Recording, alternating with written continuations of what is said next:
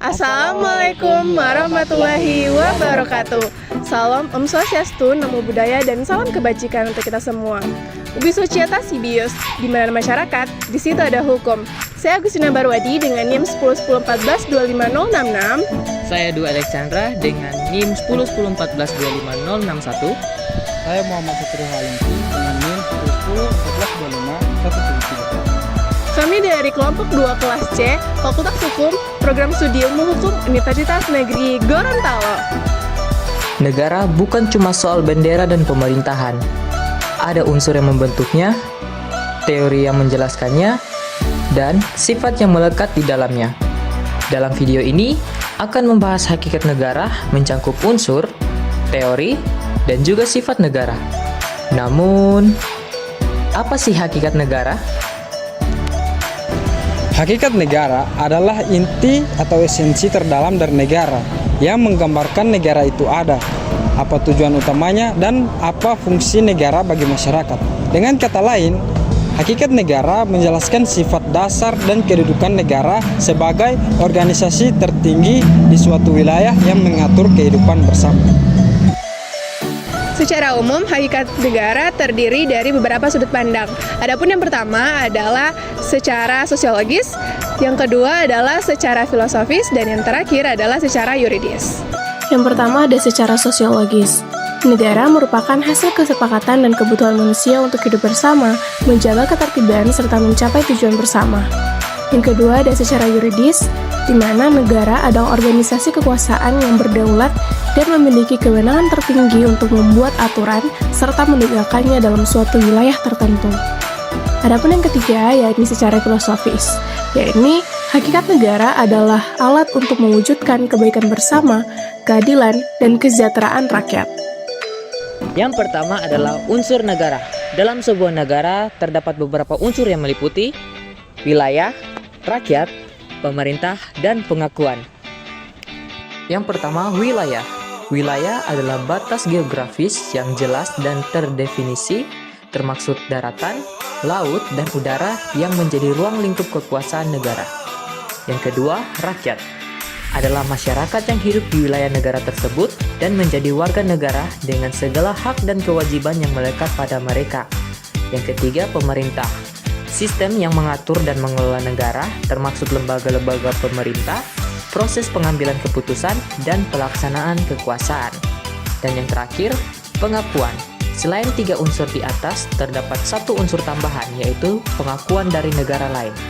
Unsur ini disebut unsur deklaratif karena sifatnya tidak mutlak tetapi sangat penting dalam konteks hukum internasional.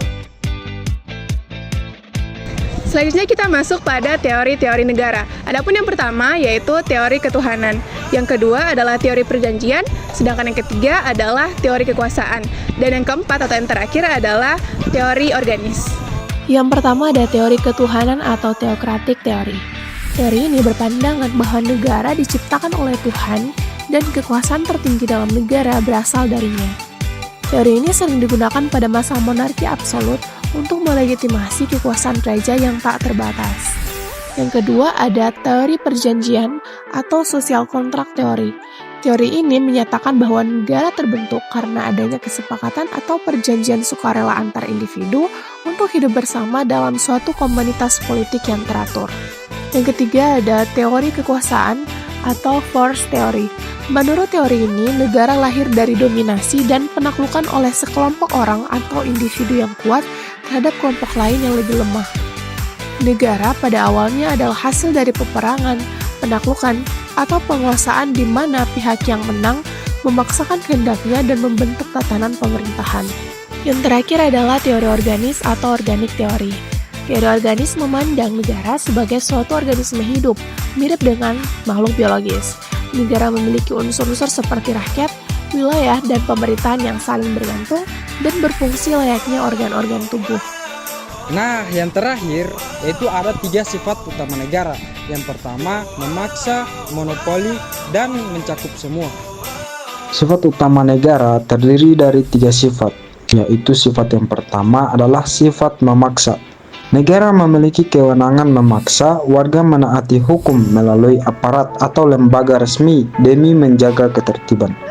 Sifat yang kedua yaitu sifat monopoli. Negara memegang hak tunggal dalam membuat kebijakan penting seperti pengaturan senjata, ekonomi, atau kekuasaan agar tidak terjadi benturan kepentingan.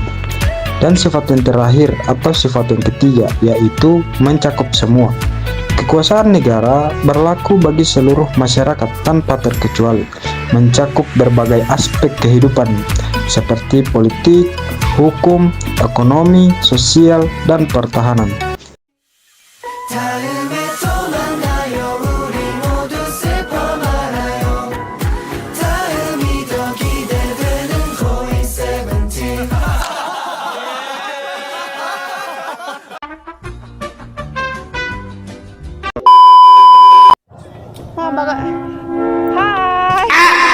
Atau esensi terdalam dari sebuah atau esensi terdalam yang menggambarkan negara itu ada.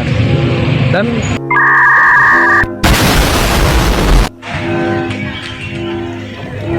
Selanjutnya kita masuk pada teori-teori negara. Adapun yang pertama adalah 神奇的鸡蛋纺纱机会将白色和蛋黄融为一体。 perjanjian, yang ketiga teori kekuasaan, terakhir adalah Unsur negara. Dalam sebuah negara terdapat beberapa unsur yang meliputi. Yang pertama yaitu pemerintah, salah kota. Hukum Universitas Negeri Gorontalo.